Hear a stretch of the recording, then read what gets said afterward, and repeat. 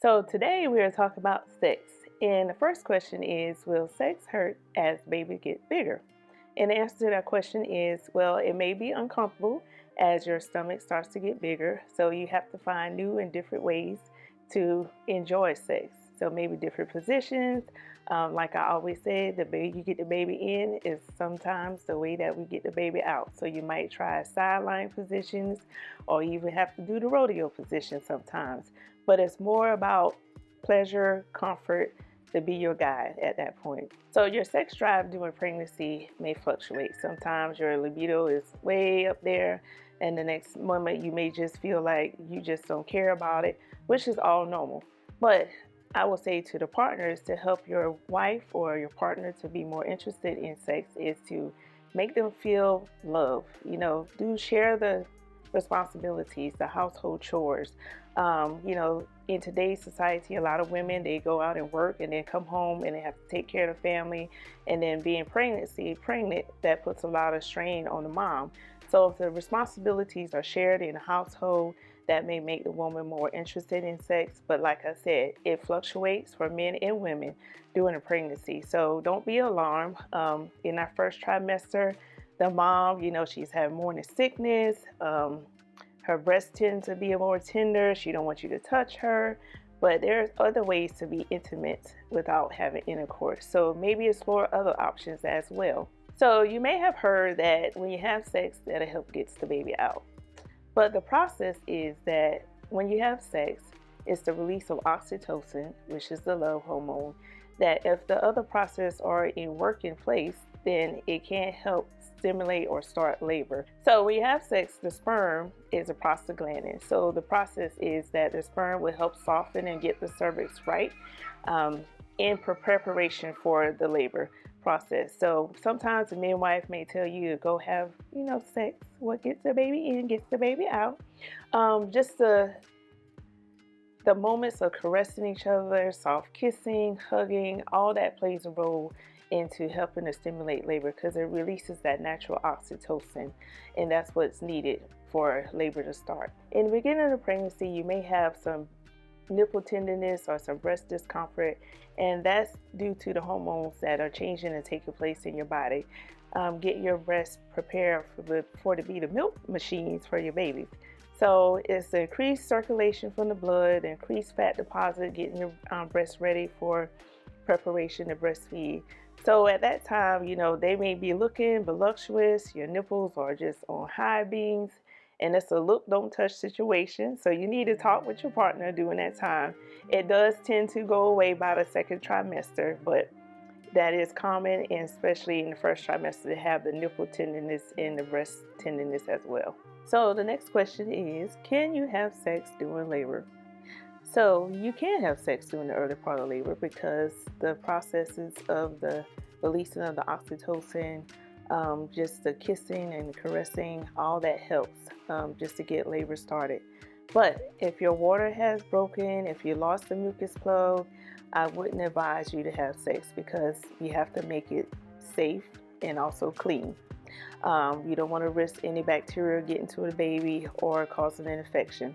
So in early part of labor, yes, sex is safe, just to get the process started and rolling. But if, like I said, if your water has been broken or leaking, if your mucus plug is gone, then I would not advise you to do that. And orgasmic birth is basically a birth that you feel empowered, you feel the joy, you feel the pleasure of going through the natural birth process.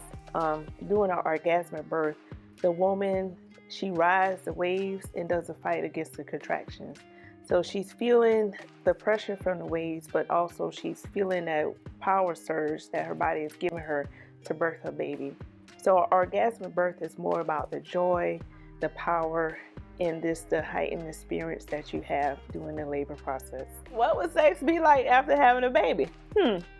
A lot of people might be saying not having it at all. But it depends. I do recommend moms that have had a vaginal birth, if they had any vaginal tearing or if they start to experience any leakage of urine, go get evaluated by a pelvic floor therapist because that can really play a major part in your sex life. Sometimes, after having a vaginal birth, your pelvic floor may be a little bit weak, and that could influence your orgasm. So you may have a hard time reaching the climax because of that. So I would suggest that all moms that have vaginal deliveries or even a C-section just be evaluated by a pelvic floor therapist. But also, in the first few months after having a baby, your whole life is changing. So your schedule is not the same that it used to be. You have a lot more stress. You're taking care of yourself, the baby, or any other siblings or children that you may have in the household. So I would just say take your time to ease back into that role. You might just start off with just cuddling, but it's a good time to talk and communicate with your partner about how each of you are feeling with each other, what's going on, if you're having any stresses. But the major thing is communication. So for dads, a lot of dads, they feel like the woman, they want to protect their child, so they are scared to have sex. They want to know if they're going to hurt the baby or will they poke the baby head. So I would say no. Even the most well-endowed man, you won't poke the baby head. The baby is suspended by amniotic fluid. The amniotic fluid is in the amniotic sac. You have the uterine muscle wall. You have the cervix with the mucus plug. All that is protecting the baby. So no, you will not be poking the baby head. As the moms get a little bigger in a trimester, you may have to do different positions to have intercourse, but it's what's comfortable for you and her during that time. So how can you get her interested? Just make her feel love and just share the responsibilities in the household. Wash some dishes, cook some meals, rub her feet. Just little foreplay, things like that. And just make her feel comfortable. If she's having a rough day, ask her how her day been. So most of the time is father doesn't know what to do, but the major thing to do is communicate, and listen is the most important thing. So the things she's not saying, but the things you're paying attention to, and that you feel that she may need, go ahead and do it. Don't wait for her to ask you to do those things. So just listening to her is the most important thing that you could do to even get her in the mood. Sex is, in research, has shown to be very beneficial, even if you're not pregnant. So, with what's going on today in the world, a lot of pregnancies, moms are dealing with a lot more stress.